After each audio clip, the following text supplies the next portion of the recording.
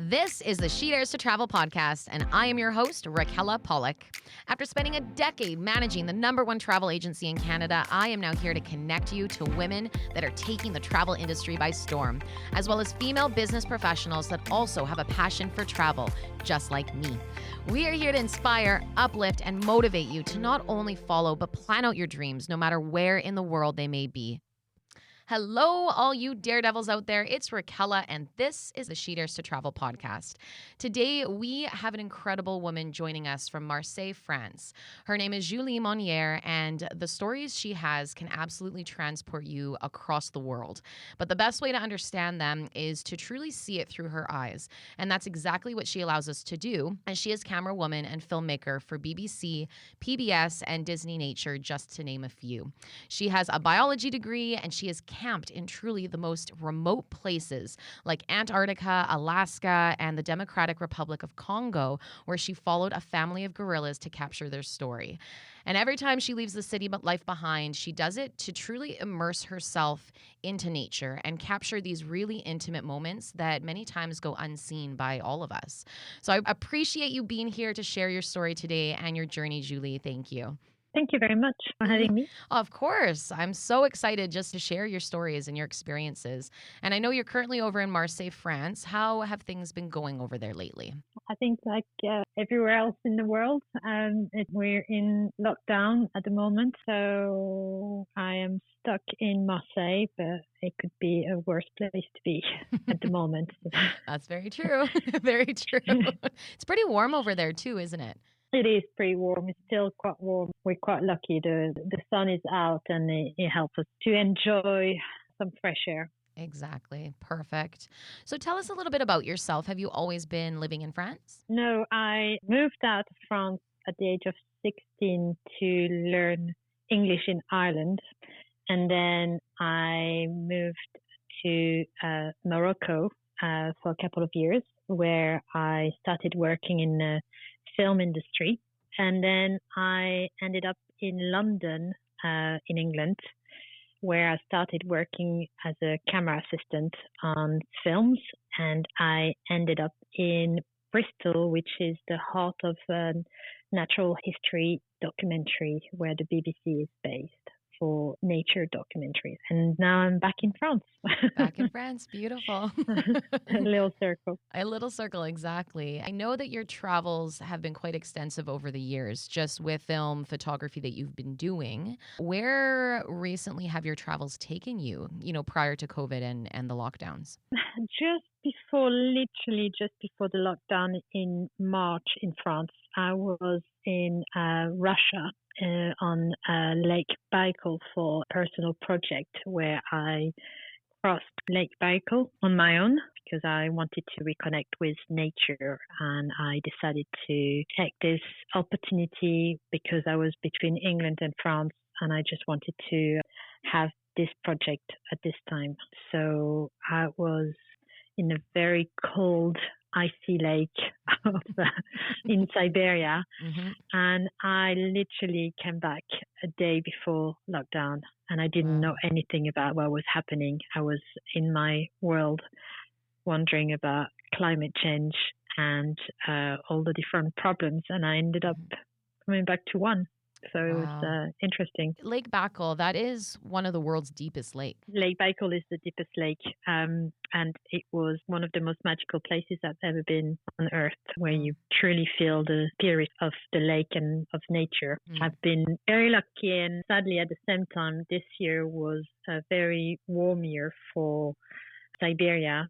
Maybe I think one of the warmest year ever recorded in Siberia. It was actually snowing quite a lot, and the ice was not very steady, which made my journey much more difficult than I expected. But it was part of the journey. Out of curiosity, how were you crossing it? Crossing on foot with a pulka, with a sledge. I was on foot with a sledge, and I just it was like my little house. I had my tent, my food, my camera equipment, and just walked with my 2 feet. Wow. and nothing else. You were right there Yeah. in nature. That is the Yeah, it best was way to truly experience it. yeah, I Incredible. wanted to do it, really wanted to do it by foot. I didn't want any music, so I didn't have anything, no headphones, nothing. I just wanted to be able to listen and to take the time and to appreciate the moment, Hmm. even if sometimes it meant that it was difficult and it could be sometimes boring, but I think that's also part of our life. It So, absolutely is. And this year, if anything, has proven that we need to slow down and focus more and pay more attention to things. So mm. it sounds like you really were truly immersed in that too, which is Yeah, incredible. I tried, yeah. Yeah, very much. So did you always know you were wanting to get into film and photography? No, no, I didn't. No one in my family came from the television or had or photography. So for me, it was something I saw on TV, but that didn't mean anything as a young child. And I always wanted to work with animals, so I wanted to be a vet when I was a little girl. Okay. And then I did a few internships in a vet clinic, but I felt a little bit trapped. so I Hmm. was, and I was very happy with the animals, but I felt like that's not something I want to do for the rest of my life because I felt trapped. That there's nothing wrong with being a vet. And then I moved to Ireland, and when I moved to Ireland, I met a filmmaker, and so I suddenly, that opened up my eyes about this world, and I realized that all the documentaries I was watching as a young child, this is something I could also do, and maybe I could make a difference because I loved animals and our planet so much that I felt as a teenager maybe that's a good way to make a difference. Beautiful way to do it. When you were starting out, then, being that it was something that was really, really new and you were new to the industry, are there any standout moments that you feel completely impacted your career moving forward? I think what impacted my career, or at least what I wanted to do, I had a good career in film industry, but not in documentaries and not in nature documentaries. And I didn't know how to get there because it's difficult. There's so many different ways to get to where you want to be with this industry, and I didn't know how to get started and pretty shy. But I had a good Hmm. career in filmmaking. But someone said, you really want to achieve your dreams, you've got to talk to people. You've got to tell them what you want to do. So one day we were friends in a bar, and he was a producer, and I said to him, oh yeah, I really want to get into natural history documentaries. And that's when he said, I know a guy, he works Hmm. for the BBC, and maybe I should give you his contact details. And he did. And I remember being one of the scariest things I was going to do because I was exciting, but I knew that could change my career. So I called him and he said, you got to move. So I was in London at the time. He said, you got to move to Bristol and you've got to get a biology degree. I moved to Bristol. I got a biology degree, and Wow. that's how I got started. And he became a really good friend of mine, a mentor, and he introduced me to a lot of people. And I started working in this industry for the Wow. BBC. You have to go out of your comfort zone in a way. And I often said to myself, it's not going to kill you and you only live once, so just go for it. But I'm a very shy person. Sometimes it's actually difficult to make that first move, Yeah. but you just got to do it.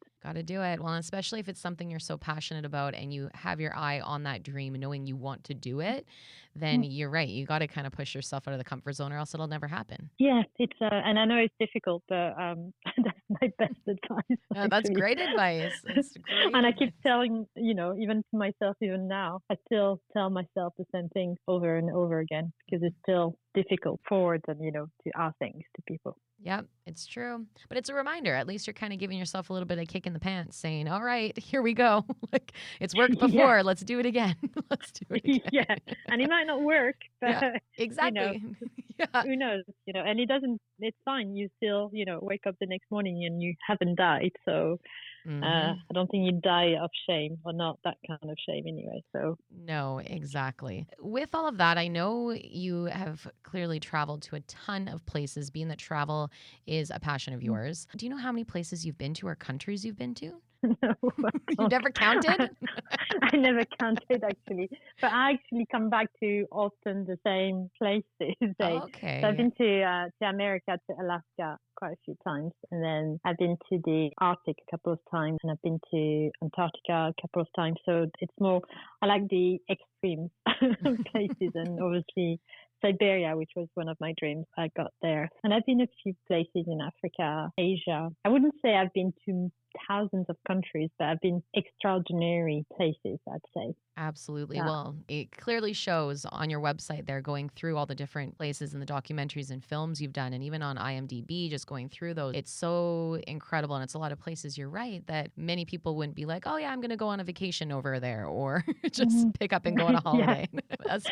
Speaking of Antarctica, I really want to dive into how you ended up filming and getting on board the project for DisneyNature's Penguins. Well, I heard about the project way before it was in production, and I overheard someone talking about it. And I kind of knew someone who was on the project, so I emailed him and I say, basically, it's my dream. I want the job. And he was like, well, it's not even in production, so I can't even give you a job. And I was like, I'll email you again, and I will not stop emailing you until you give me a job. So I think that took about 8 months till they finally gave up and gave me a job. And 2 months later, I was in Antarctica. I never worked so hard to get a job. Wow. Hard work That pays was, off. I think they really got bored of me asking. I also prepared really well because I had a couple of interviews, and I remember working so hard to get those 2 interviews. And I'll always remember the day I got the phone call to tell me that I got the job. One of those moments in your life you never forget. Oh, absolutely. And watching the movie and seeing the footage and even the opening scene, just so everybody knows, Penguins is the cutest movie ever. And it follows an Adelie penguin named Steve and his journey to find love. And it is very well done. The footage is stunning. The opening scene when he is flopping and wobbling across the ice with this gorgeous sunrise or sunset in the background, whichever it was, it just really shows the true beauty of Antarctica. So you were there for how long? I was there, gosh, I did 2 seasons, and I was there. I think the first year was about 2 months, and then the second year was almost 4 months, but exactly the same kind of time. So November, December. I got there the first year in December, and the second year in early November through to end of February. Long time. Yeah. And this was just you and how many other people? We were staying in a protected area of Antarctica, so it's very difficult to get mission to go there. So we were very limited in how many people we were allowed to take with us. So there was only 2 of us each time, and no people, just 2, which was you better get on. Yeah, right? Yeah. So 2 people, and you guys are following these penguins essentially on their journey. How did you find Steve? I've got to know. I'm watching this movie being like, how did they find this one penguin? Well, that is definitely something I'm not allowed to tell you. Okay, I thought I'd try. I have to, become a movie star, so He I've is got a movie to protect his identity. I like that. All right, we'll leave it at that. I mean, Antarctica, it is the world's highest, driest, coldest continent. I was reading online the low temperatures can reach negative 94 degrees Celsius, and it actually doesn't even snow much, which I thought was really interesting. And it's so dry, it's classed as a polar desert, which is very interesting. But being that it's windy and dry and cold, what is it like prepping for doing this film and for being there? I think what's difficult is because you know that you're going to a place you have never experienced before. Even if you feel like it might be like going to the mountains, you're still not sure. And when you get there, you don't really have a choice of going shopping. So you get really nervous the first year, and you're trying trying to read online other people who've been to Antarctica, but obviously every experience is different. It's not like you're going on an expedition, because people who go on an expedition, they walk all day long, so they have to adapt their clothing for the walking. We had to stand still most of the time, waiting for the right moment. But then we also had to walk from our base to the penguin colony. So it was very difficult to work out what you have to wear, but essentially like any other cold places on Earth. So you have to make sure you have enough layers so you can take them off when you're walking and put them back on when you are staying still. And the hardest is always for me feet, because women and feet are always cold. We really struggled with cold. That was my biggest fear, that I would just like get frostbite. So I think I bought all the different type of socks you can find on Earth, literally handmade from bigger company, and I just crossed my fingers that I would be fine. But essentially, you are fine, and when you get cold, you just try and run a little bit or walk fast and trying to get the circulation in your body running again. Yeah, and flowing. Yeah, I think it's always the idea of getting cold that worries you more than when you get there. You always find a solution, and there's always going to be. You just have to put all the layers that you have if you get too cold. How in the film it talks about, I think it's pronounced the katabatic winds that come across, and that was so interesting because it's a massive storm that basically comes with this huge force of gravity, and there's footage of little old Steve, his new wife, hiding and protecting their eggs in this storm. So I kept thinking when watching it, what was it like filming that, and how did you film that? You have to be sensitive and make sure you don't put yourself in danger. And it's really difficult because it's so strong that the camera can move quite a lot, and you have to make sure that the camera, that you get the right footage. It's a difficult one to explain because you have to protect yourself, be close to the floor. The closer you get to the floor, the more protected you are from those winds. And then when you feel like those winds are getting stronger and stronger, there's a time where you have to make a decision because you have to be safe. And sometimes you don't know how long those winds can last. You just have to go back to your base and wait until it's safe again to go back. You can never stay there when the wind is that strong? 150 miles per hour. That's not.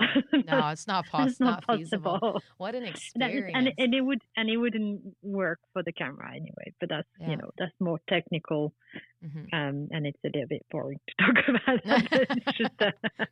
It's just it's a tricky question because you have to trust your gut.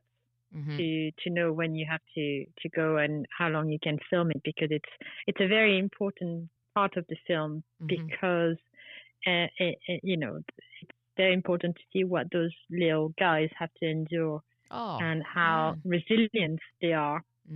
Penguins and a few other animals actually can live for a few months in Antarctica. So you have to be resilient, and it's pretty incredible to see that. It really protecting the eggs.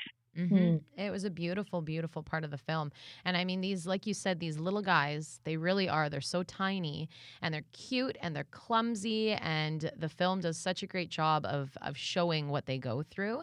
But I've learned that these penguins are particularly feisty.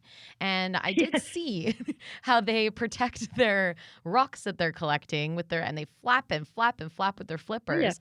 And you have some very close footage. And I'm curious, did any ever try to flip or flap you when you were there? No. Well, we get some really close shots, but we have very long lens cameras. Okay. So the idea is not to get close to them because you obviously disturb them. So we would never get close to them. But I wouldn't want to get close to them because when you watch them in their colony, how feisty they are to each other, you definitely don't want to get involved. Definitely. Those penguins, they really just come on solid ground to lay their eggs. They're not comfortable on the ground, as you say. They're a bit clumsy, and they're much more comfortable in the water. They're really strong swimmers, and and they're quite independent, and then suddenly they have to mate, and they have to go on land, and they have to accept to have neighbors 24 hours a day. It's like it's like hell for them. Yeah, exactly. So I think they get a little bit feisty, and I always wonder they had a brain working like a human. What would they say to themselves? Gosh, can't wait another month and then another 20 days, and then thank God I have to come. I can finally go. Well, the movie does such a good job by painting the picture of what it is Steve might be thinking. So it's so cute that way to hear. And you're like, when he's collecting his rocks and he's like, wait a minute, I thought I had 5 rocks here. Someone's stealing my rocks. It's so true. It's so well done. And we've seen that. It's unbelievable. And they are some that are really respectful. That's what's interesting about animals. They all have their own personalities. And some of them are literally thieves, and others just really respectful. And, some would choose smaller rocks, little pebbles, really tiny. And I was like, really? Are you sure that's a good move? I don't know. I mean, I wouldn't go for that. But it seems to work. So for most of them. Oh, it was amazing. Well, and you're so immersed in it too, right? That I can see, and especially if there's only 2 of you, like this is your life. These penguins now, thousands of penguins, and their journey is your life for the next few months, right? Yeah. What other animals did you see while you were there? We saw leopard seals bathing on the beach. And there were some, the birds. I can't remember their name. They're white. They were really beautiful. Small white. It looks like they're dancing on the water, but I can't remember their name. And then far away, you can see killer whales as well. But you have to really get your binoculars and trying to find them. And sometimes I did try to go for my binoculars so I could see something else than a penguin. So that was many penguins. So many. So yeah, it's not you're getting bored. You can't get bored of them, but you kind of want to see something a bit different once in a while. And it was nice to see a killer whale far in the distance. So I think that's cool. Oh, and we saw some early in the season, some emperor penguins, and we saw some other lost penguin from other species of penguins that just got lost. That's neat. It's like, what? Yeah, it did happen to me one day where I saw one. So I was walking in the colony, and then I saw something different. So I turned round, and I kind of was like, what are you doing here? And it was like this penguin looking like no other, and all the other penguins were very suspicious as well, because they could tell it was different. So that was interesting, because you could tell he was kind of freaked out, and the other were like, you're not like us. Yeah, one of these things is not like the other.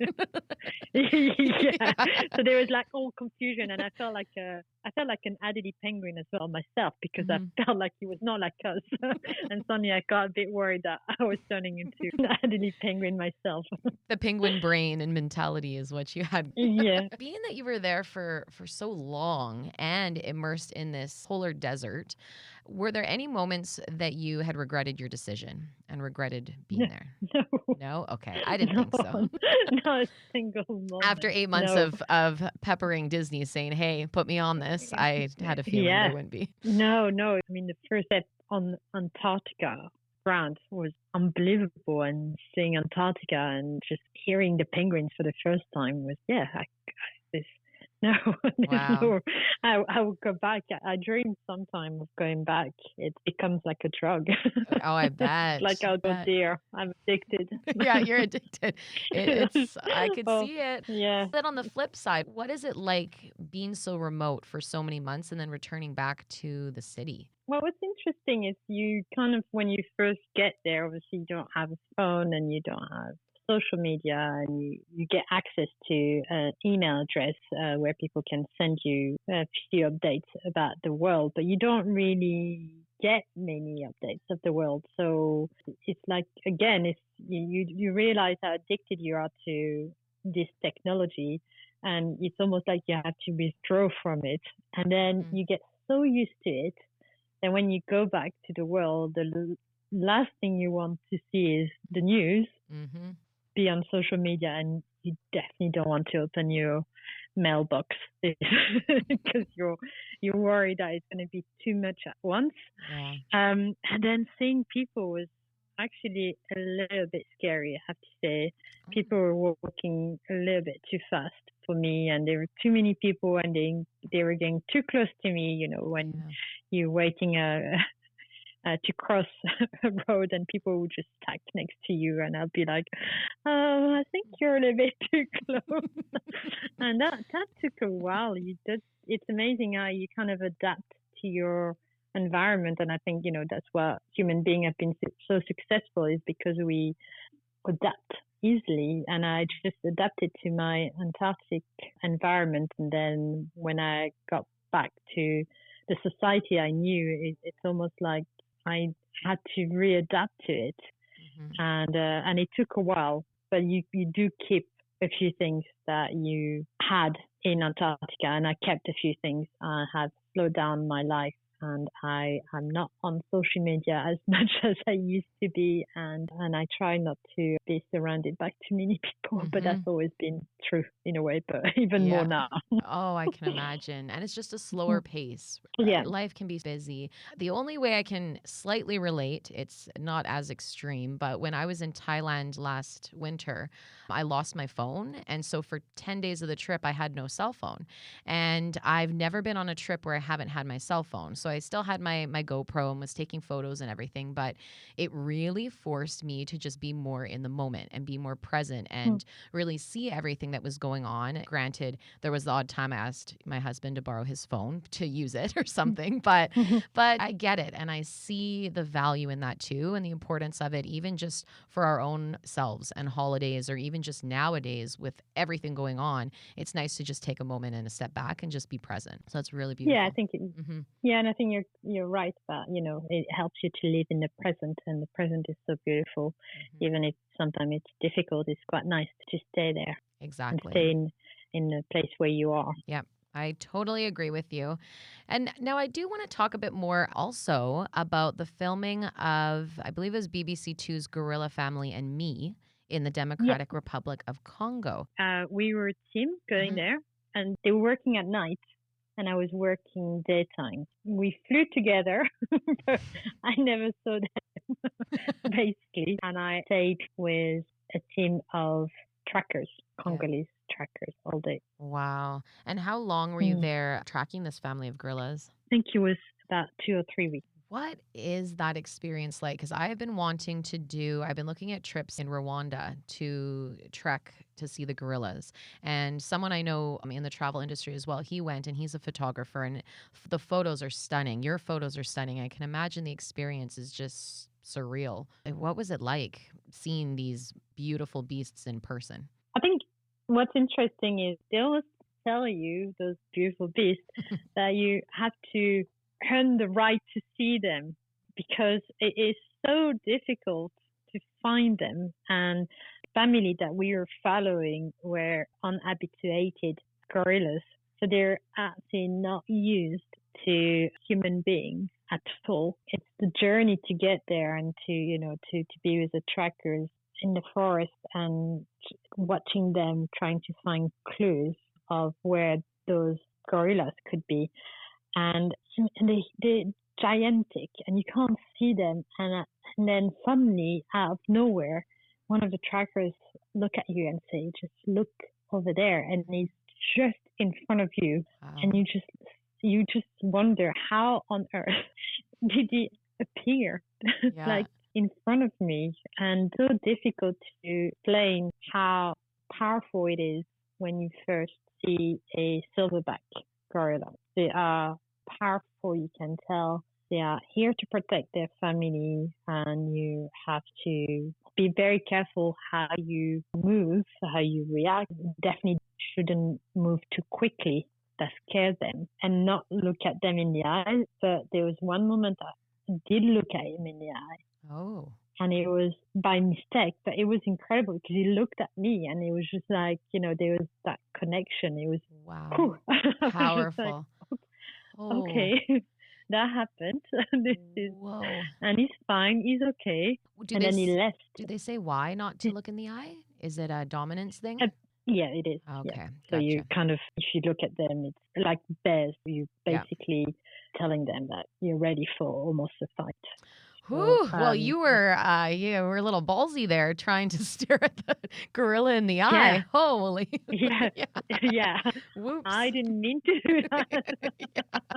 Yeah, because you can see that they're thinking. Do you know what I mean? It's like Mm-hmm. there's definitely something when he's looking at you that he's thinking and you can feel it. So that's why it's so powerful because you can really tell it's another being with his own mind and his own way of thinking Mm-hmm.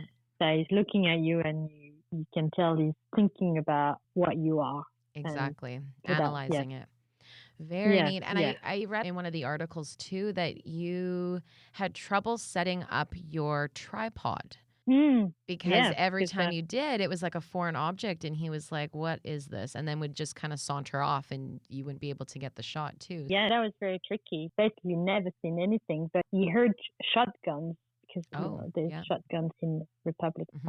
of Congo, and putting the tripod was very difficult. And then you have to clip your camera to your tripod, and the click sounded like a gun for him, and that Gotcha. really scared him. Yeah. So it was very tricky to kind of trying to work out how to get a shot without scaring him because you don't want to interfere Hmm. too much In their in their life. environment. What a neat So experience, though. That one is incredible. I would definitely do something similar to that. yeah, I hope Yeah. you do. Hmm. It's absolutely amazing. They're really fun to be around, and I got lucky to work with another gorilla family in a different country, and they're really fantastic, Wow.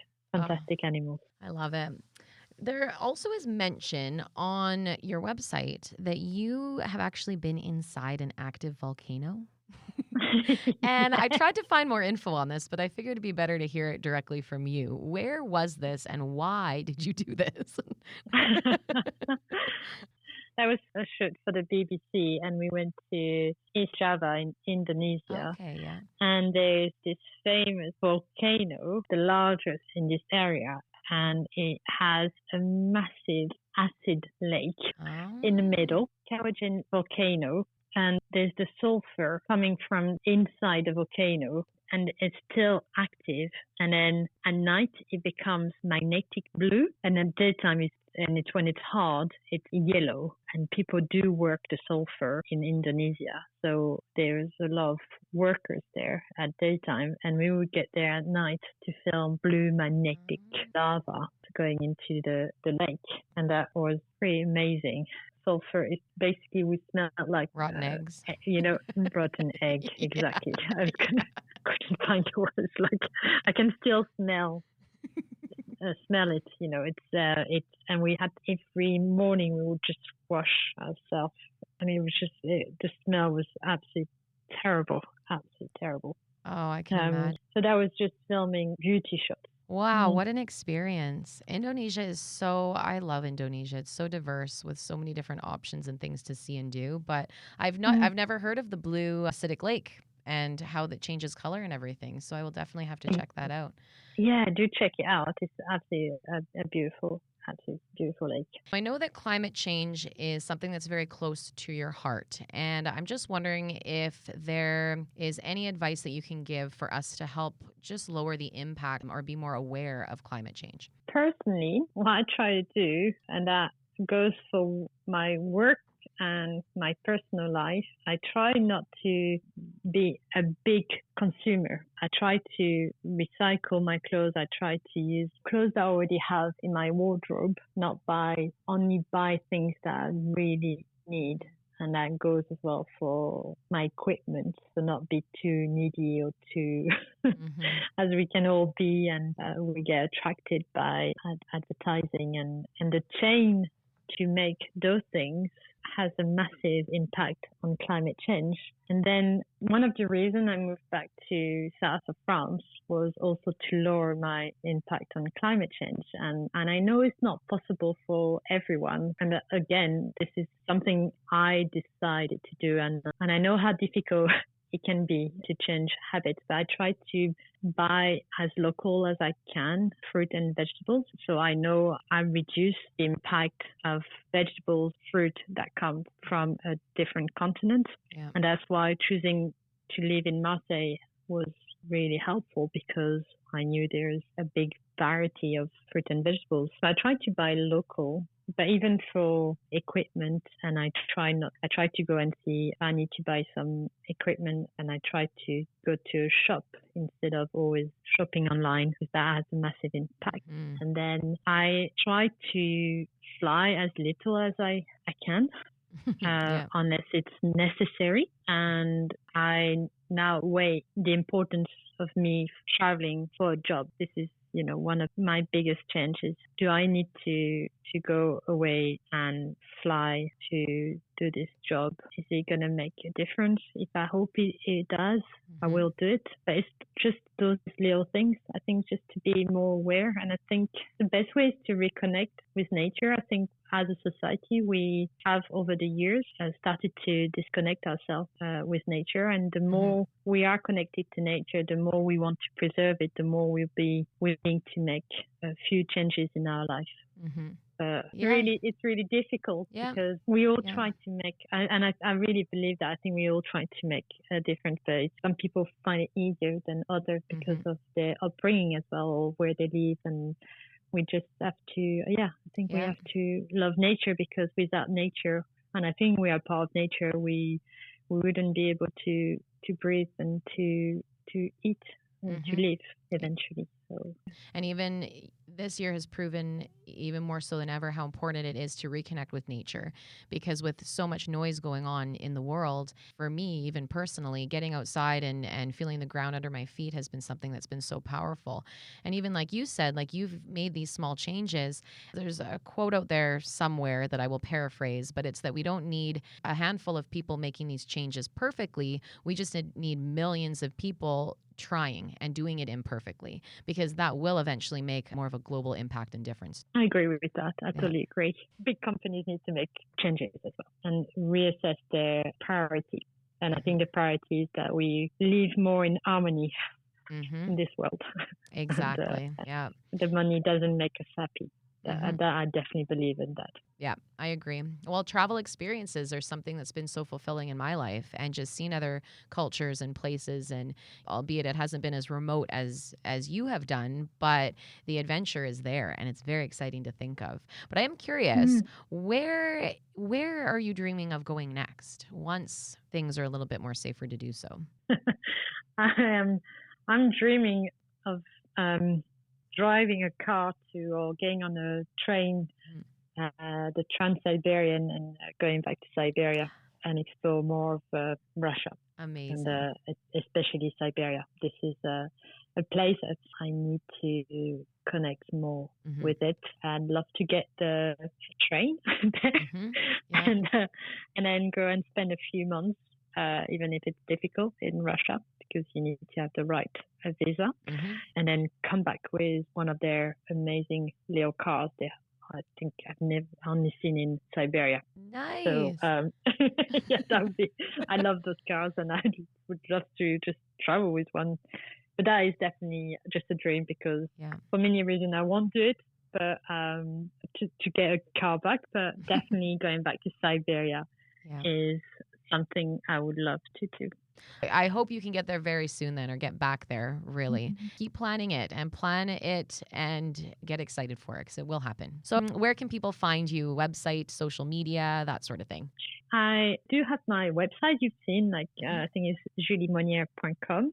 But I'm going to have another website, because I started a new production company called Point de Départ Production, which means a starting point production, because I believe every time there's always a starting point in your life, there's another chapter. So that's why I called it. And this is in progress at the moment, so you can't find it yet, but it will be out. And Instagram be the best social media to find me, and I'll promise to make more effort to post. To post on it. What's your Instagram? Julie Moniere. Perfect. It's my name for both my website and my Instagram, to make it easy. Perfect. Well, thank you so much for just sharing your journey and your stories with us. They're absolutely incredible. Well, thank you for having me. I hope that was clear, and I hope that will make people want to travel for good reason and to help the environment and nature and animals and us, obviously. And the animals too. Can't forget about them. No, I No, thank no. you. Thank you again. You truly are an inspiration, not only because of the places you've been and the things you've seen, but also because you're proof that hard work, determination, and perseverance can really get you to your dreams and make them come true. So these production companies are so lucky to have you. We are lucky to be able to see your work, and I really can't wait to see where the future takes you. It's fantastic. And if anyone is looking to have a very feel good, lighthearted film to watch, I highly recommend the DisneyNature Penguins. So thank you again. Thank you very much. If you like this episode, please subscribe and download a few more and leave a review. I would really love to hear from you, what you enjoyed and what your key takeaways were. And of course, let me know if there's any aspect of the travel industry that you want me to talk about next. You can search for the hashtag SheDaresToTravelPodcast on Instagram and comment on the episode's post with your questions. I would love to answer them for you. I hope you enjoy your day, stay so well, and until next time, fly straight. This wouldn't be possible without our sponsor, Staples Studio, where I am currently recording from. Check them out on their website, studio.staples.ca. It truly is a new approach to co-working with community at its heart. There's access to hot desks, meeting, and event spaces all across North America. So thank you so much, Staples Studio, for connecting us and sponsoring this podcast. And thank you for listening. Enjoy, and be sure to subscribe and follow along.